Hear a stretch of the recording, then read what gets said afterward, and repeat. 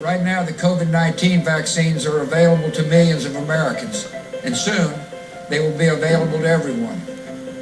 This vaccine means hope. It will protect you and those you love from this dangerous and deadly disease. I want to go back to work and I want to be able to move around. To visit with Michelle's mom, to hug her and see her on her birthday. You know, I'm really looking forward to is going to opening day in Texas Ranger Stadium with a full stadium.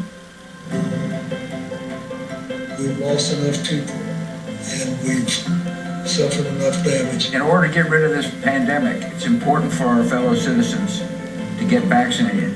I'm getting vaccinated because we want this pandemic to end as soon as possible. So we urge you to get vaccinated when it's available to you.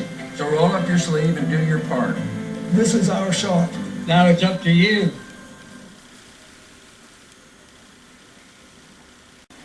Rain/snow system starting Saturday night, better chance Sunday, Monday, followed by some cooler air. Millionaire, social media bad boy, the infamous founder of Barstool Sports, Dave Portnoy joins the Dunlap Report. Hear about his latest scandal and how he... But not every job has to be yours. At KDLT. Dakota News Now at 9. Join Brian Allen and Kelsey Passolt for a full hour of news, keeping you updated on air and online throughout the night. And meteorologist Tyler Roney will keep you up to date on gear and electronics with over 100 resorts and of supports, and she's older and she's been able to navigate online learning better than some, and we've had access to the internet, and you know, we've got a lot of tools at our disposal that most don't. And other than born in freedom. Thank you, Madam Chair. All right, very good. Thank you, Senator Lee. So my piece of this, I've tried to orderly go through this as much as we can at a hearing, but we started by talking about the concentration. I asked some questions which I think are really important for a bill that's bipartisan. I have with Senator Grassley on funding the agency, and there's some widespread interest in that from our witnesses. And then we talked about the exclusionary conduct and how much that is an issue right now, because you can change everything you want going forward, but if you don't look at some of the stuff that's already happened, just as they did with the AT&T breakup, you're not going to get very far. But I did want to talk about future mergers, as we see a bunch of small businesses have closed down. We've seen even the beginnings of attempts at mergers in things like delivery, food delivery, which would have cornered the market for one company. And I know one of those mergers where they backed down after a lot of pushback from many people. Premium wireless with exceptional value. Enjoy Technology and a forward-thinking culture. And we have opportunities right now. Liberty. Swimming too. Pardon me? Insecurities. Helmets, and certainly, as the gentleman in that video said, Had a compromised immune system. I looked it up. Okay. numbers on your screen now. Am I here? Daddy. The network you can count on to stay connected, and the unlimited plan you want for just of Seville, as well as Mozart. Aberdeen, looks like a little haze in the air, but it might just be a little something on the camera lens or something. 42 right now, southwest breeze at 8. Clear to partly cloudy heading through the evening. Meanwhile, in Pierre, good looking day there after the half a foot of snow you got yesterday. It's 38 now, dropping down to about 30 degrees at midnight. all right, thank you, Phil. Yep. World News Tonight is next here on KSFY. Sam Wright will join me in 2 minutes for the 5:30 edition of Dakota News Now over on KDLT. Good night now from Courthouse Square. We'll see you then. In the truck game, greatness is defined by a relentless commitment to the... The COVID learning loss is going to dwarf what we usually see in the summer. It was just going to dwarf it. And Ford F-Series, America... revive the Philadelphia National Bank standard, and you provide some flesh on the bones and some guidance in particular situations. Made sure that we got in record time a vaccine up and out. President Trump announced Operation Warp Speed last May 15th. pouring $18 billion into developing a COVID-19 vaccine in record time. As fast as possible. Again, we'd love to see if we could do it prior to the end of the year. That raised some eyebrows at the time, but development moved fast. July 27th, Pfizer and Moderna began phase 3 trials. September 16th, HHS and DoD released a plan to deliver vaccines to the American public. December 11th, Food and Drug Administration issued the first emergency use authorization for a vaccine. Before leaving office, then Health and Human Services Secretary Alex Azar noted the massive logistical undertaking of distributing the vaccine and developing enough for the country. Then in that second quarter of next year, enough vaccine to vaccinate every American who wants to be vaccinated. But some states were more efficient than others in distribution.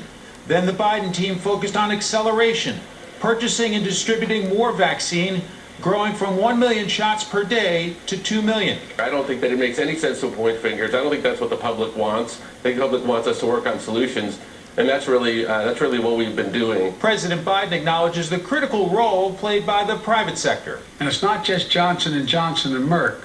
Pfizer, Moderna also work closely with us to help speed up the delivery of millions more doses. A former top Trump administration official says without the early successes, the country would not be emerging from the lockdown so soon. This is a good story. The Republican administration started something and did something really amazing regarding vaccines.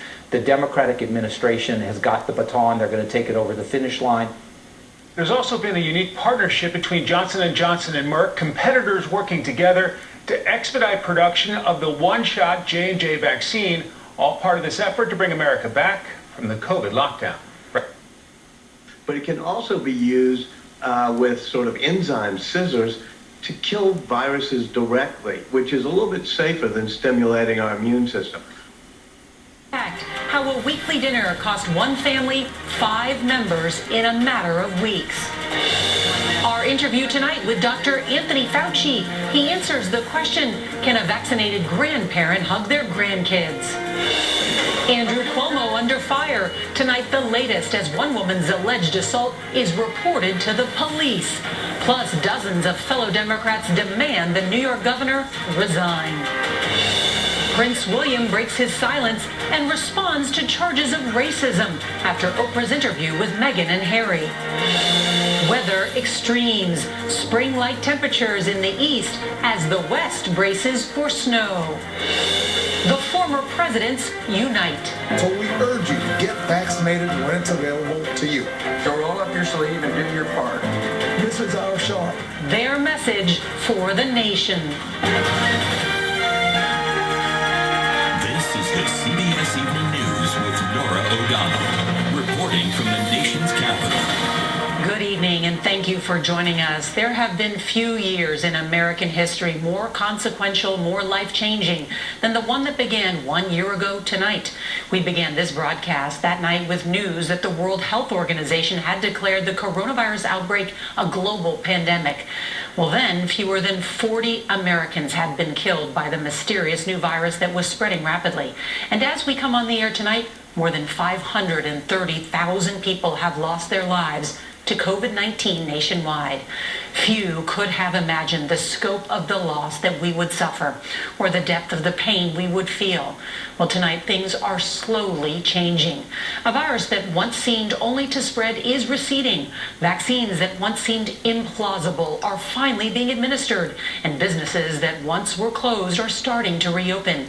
And in just a few hours, President Biden will address the nation, announcing a bold new deadline when he wants all adults in America to be eligible for a vaccine. The president will also use his first primetime address to tout the $1.9 trillion American Rescue Plan he signed into law today. And tonight we have new details about just how soon you could see $1,400 of stimulus money in your bank account.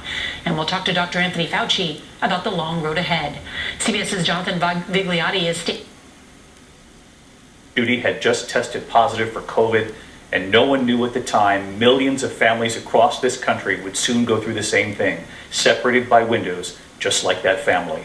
We have lived through so much together here every night. There have been so many moments over the past year that have moved us to heroes on the front lines. Look at this. We remember the husband and wife nurses, Ben and Mindy Kayer, taking a moment together before they started their shift in Tampa. Dr. Paul Saunders, who got COVID himself and then returned to the front lines at Maimonides Medical Center in Brooklyn. You can see they were applauding him when he came back. We'll never forget that. And the U.S. Navy ship Comfort coming to New York City. For so long, this city was the epicenter, sailing right past the Statue of Liberty. 1 year later, the numbers tonight, 64,005,000 Americans with at least one dose of a vaccine, a quarter of all adults tonight. Today, President Biden signing into law his historic $1.9 trillion COVID relief bill, economic help for struggling families arriving for some as early as this weekend. We will carefully get to it all tonight, beginning with ABC's Whit Johnson in New York.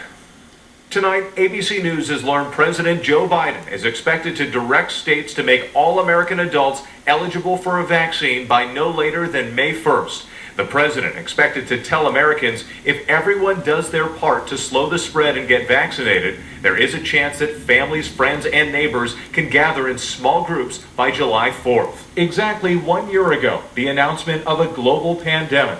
This is what Dr. Anthony Fauci told Congress and the American people that day. So I can say we will see more cases and things will get worse than they are right now. Bottom line, it's going to get worse. Worse than most could imagine. More than 530,000 American lives lost to COVID-19. But now, signs of hope on the horizon. We are a year into this pandemic, and if you had asked anybody a year ago, they would have never said that we would have 3 highly efficacious vaccines in a year's time. A decline in the number of COVID cases, deaths, and hospitalizations recently appeared to stall, but tonight the number's falling again. More than 10% of the country is fully vaccinated. The Biden administration promising enough doses for all American adults by the end of May. And the president announcing another 100 million doses of the Johnson & Johnson vaccine, giving the country a massive surplus, preparing for the next chapter. And tonight, on the 1 year mark, a new PSA from 4 former presidents and first ladies urging Americans to get vaccinated. It's important for our fellow citizens to get vaccinated. We've lost enough people and we've suffered enough damage. It will protect you and those you love from this dangerous and deadly disease. You'll remember the images that went on for months. An entire city applauding frontline workers every night at 7 o'clock. The kind of appreciation seen across this country. New York City, the original epicenter in the U.S., a year later with the highest case average per capita this week, higher than any other place in the country. Troubling variants making up 51% of those new cases. What we are seeing is variants that are more infectious and therefore spread the disease more. And that's a real issue.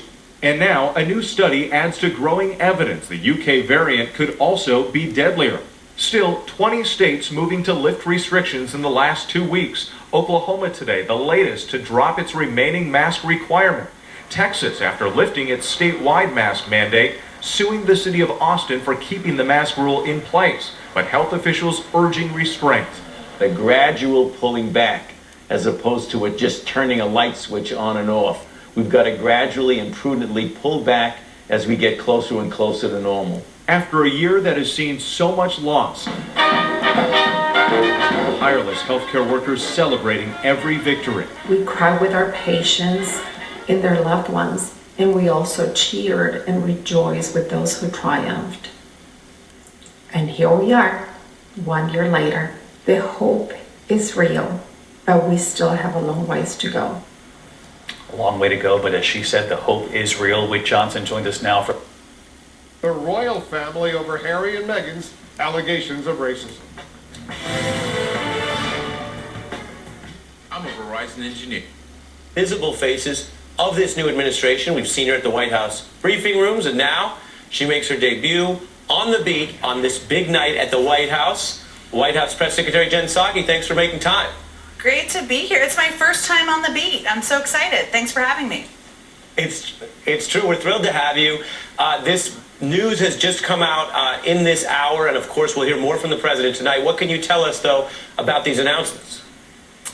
Well, the president's going to speak, as you noted, Ari, in just about an hour and a half to the American people. He'll certainly talk about the last year that we've all been through as a country, which has been a sacrifice for millions of Americans. We've, of course, lost more than 500,000 lives.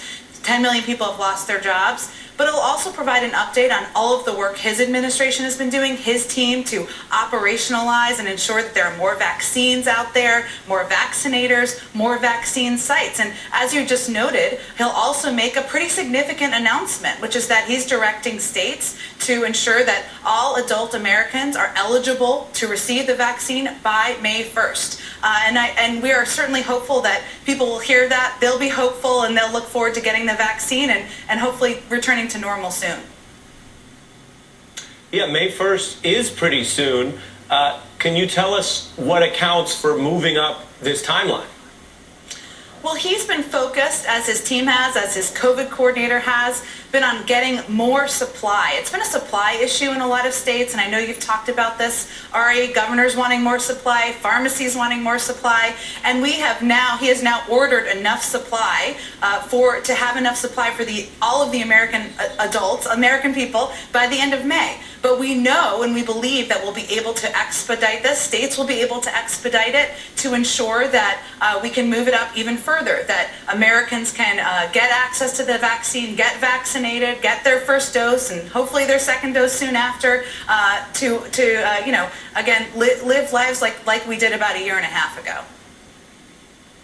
We're also seeing, as you know better than anyone because you're in charge of a lot of what comes out of the White House, Jen, these other related announcements pursuant to the May 1st announcement, which I think is big for everyone, doubling the number of mass vaccination centers to try to deal with some of this inequality issue, and pushing vaccinations for educators. Those both sound new. What can you tell us about that?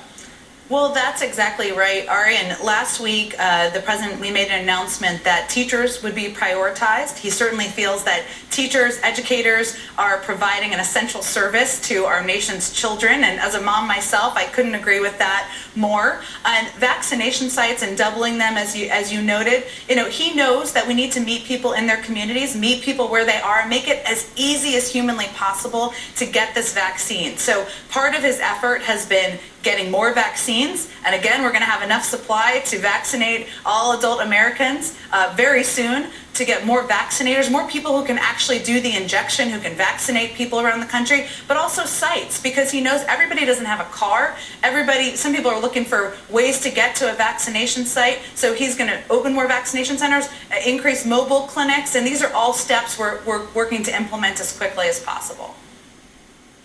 That you knew on March 11th, 2020. By the time we got to March, we started to see things that we didn't fully appreciate early on, namely how extraordinarily capable this virus is of spreading from person to person. If we had known that fully early on, there very likely would have been differences in how we approached it. Thank you for all your guidance this past year, and it's greatly appreciated. Thank you for having me, Nora. Appreciate it. And we're going to turn now to some breaking news tonight on the sexual harassment allegations against New York Governor Andrew Cuomo. Lawmakers have just launched an impeachment investigation, and it comes as a growing number of New York Democrats are calling on Cuomo to resign. Here's CBS's Drika Duncan. Tonight, the allegations by a sixth woman were referred to Albany police by the governor's office itself because of a legal obligation to do so. Police say they have not opened an investigation, but say what allegedly happened may rise to the level of a crime. More than 55 of the state's Democratic lawmakers and the mayor of New York City want the governor out. It is disgusting to me, and he can no longer serve as governor. A person who the Albany Times Union said has knowledge of the latest claim told the paper a female aide to Cuomo alleges he summoned her to the executive mansion to help him with a technical issue involving his mobile phone.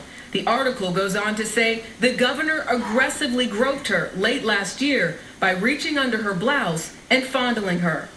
Governor Cuomo responded to the new allegation saying, "I have never done anything like this. The details are gut-wrenching." Last week, another former Cuomo aide, Charlotte Bennett, detailed her sexual harassment allegations against Cuomo in an exclusive interview with Nora. He asked me a few questions about how to use his iPhone, and then sends me back to wait. And then finally he calls me in and he asks if I found him a girlfriend yet. Governor Cuomo says he is confident in the investigation led by the state's Attorney General's office. Tonight, we learned that investigators for the AG have set up a new website where anyone can submit information about the governor. Nora. Jerika Duncan, thank you. And we turn now to Minneapolis, where a judge today in the trial of fired officer Derek Chauvin reinstated a charge of third-degree murder to go along with second-degree murder and manslaughter in the death of George Floyd. Now, this will give the jury another option for conviction. Opening arguments are expected in a few weeks. Tonight, we are hearing from a family in New Jersey who in the early weeks of the outbreak lost 5 loved ones to COVID. The virus spread quickly through their family after they gathered for a dinner. CBS's Nikki Batiste has their story in our series, Pandemic, 1 year of COVID. Italian and Catholic, Grace Fusco nourished her 11 children, body and soul, in Freehold Township, New Jersey. Want another one or 6 enough? The only thing we're guilty of being a close-knit family. We were always together. We talked to 4 of them, Joe, Tony, Adrian, and Liz, 1 year after what would be their last family dinner. During the dinner, were you even thinking about the coronavirus? Not a thought in any of our minds. Unbeknownst to us, we were spreading this horrible disease to us and our family. The following week, Grace Fusco and 6 of her kids were in the hospital. And before you knew it, Mom, Carmine, Vinny, they were all on a ventilator. It was 7 days of heartache. First, their sister Rita died at age 56. Then, 5 days later, big brother Carmine, 55, and their 73-year-old mother, Grace. The next day, another brother Vinny died. He was 53. And a month later, they lost their Aunt Maria. You just can't replace them in our lives. Tony, now 55, was battling COVID in the same hospital that week. And I was petrified of everything because in my mind, I'm thinking, I'm going to die. And we're all just going to die and they're going to just take our whole family. And I don't know if you remember, he texted me and said, I'm going on the vent, Tony. I can't breathe. And I was like, this is it. I'm next. I just remember pounding into my head just over and over to myself. You've got to wake up. You have to wake up. After 30 days, Joe did wake up. I'm lucky. I'm lucky to be alive. Up the stairs. There's no telling how many lives have been saved by the story of the Fuscos and the amazing Grace. Her passing, in a way, helped the world immensely. They learned a lot from her and her children. But how I wish I could just walk down those steps and see her making us lunch. I would just give my last breath for it, just to hug them one more time. Nikki Batiste, CBS News, Freehold, New Jersey. Amazing Grace, an amazing mother. There's still much more news ahead here on tonight's CBS Evening News. What Britain's Prince William said about accusations of racism in the royal family. And record-breaking warmth in the east, but a major winter storm will impact tens of millions. We'll show you where when we come back. Trial is taking place, I understand, in a predominantly white county in Minnesota. Take a look at the racial breakdown of the 6 jurors already selected. I think we have that up on the screen. 3 white, 1 multiracial, 1 Hispanic, 1 black. What does that say to you? Well, Hennepin County is where this is. It's one of the most diverse areas in terms of metropolitan area in Minnesota, which is overwhelmingly, of course, not people of color in the state. But that particular district, that particular county, actually is more diverse than most. And so you've got the notion of trying to have a jury of one's peers without actual guarantees of a racial composition. Talking about jury of one's peers does not guarantee a particular allotment or apportionment according to race. But what it does suggest to you is that there has been, not only from the jury pool, the potential for diverse jury members, and this is an issue that's so racially charged, but not exclusive to simply black jurors or white jurors. It really has ran the gamut. And what you're seeing from the voir dire process here has emerged that they've been asked questions about their feelings on things like Black Lives Matter, Blue Lives Matter, the response to the protest, the response to those who hijacked the protest in the form of looting. All this has come up, including the idea of how you trust the police and your relationship with the police officers, all of which can often be racially charged issues. So what we're seeing right now, we still don't have a complete jury, don't have the alternates as well selected at this point in time, but what you're seeing here perhaps is a jury of the peers of this particular defendant. Very interesting. 6 jurors already selected. You need 12 plus 2 alternates. So, Laura, thank you very much. Just ahead, we're going to break down Prince William's new comments about racism after the Meghan and Harry interview.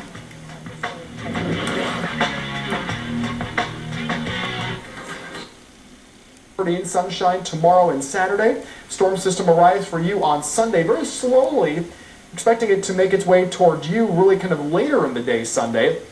And some of that's still sticking around on Monday too. Finally in Pierre, you had quite a bit of snow yesterday, but then that's going to start to melt off even more tomorrow and Saturday. We go into Sunday and Monday, that storm system arrives, leading to another chance for precip on St. Patrick's Day, but the 50s are back by next weekend. Stay with us. Dakota News Now will be back right after the break.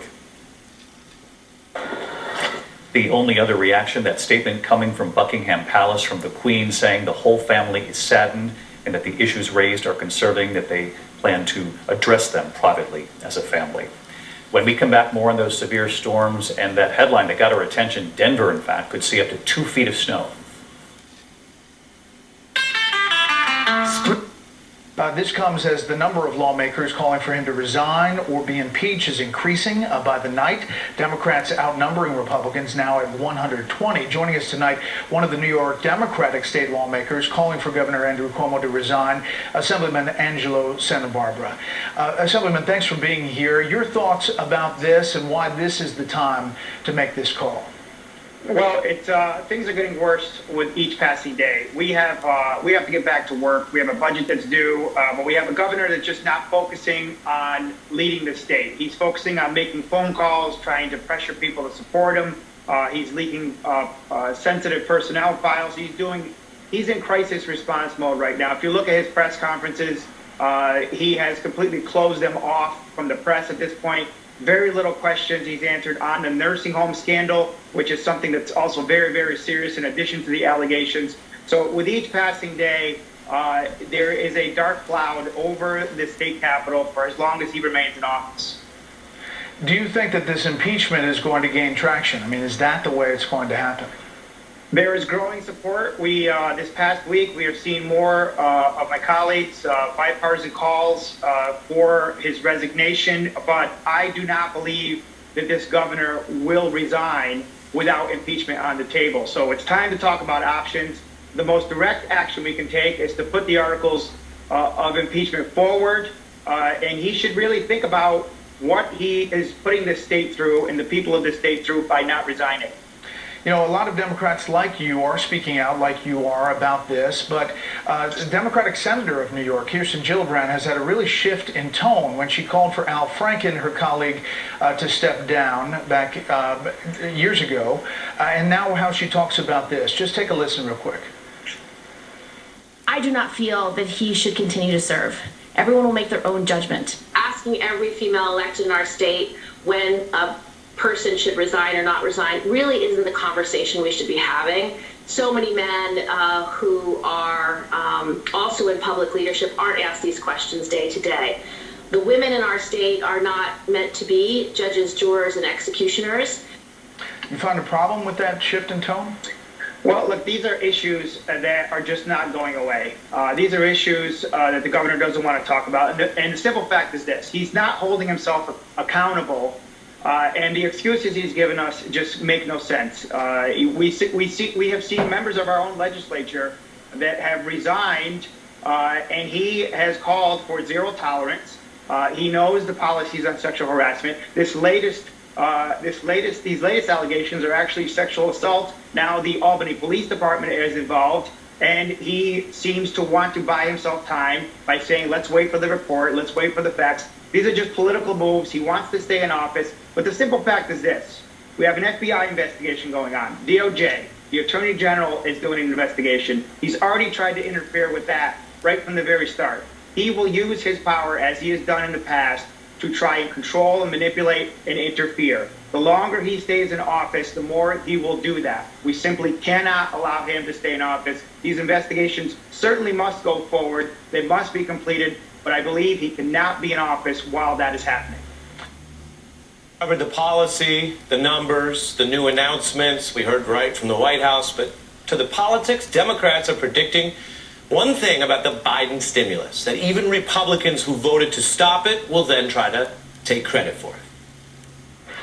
Unfortunately, Republicans, as I say, vote no and take the dough. They're going to show up at every ribbon cutting, where every project is funded out of this bill, and they're going to puff up their chest and take credit. One Republican senator, this was mentioned earlier in our hour, is tweeting about his approval for what the bill will do for his state without mentioning, inconveniently, he tried to stop that. Nothing new here. President Obama talked about Republicans doing the same trick over his stimulus in '09.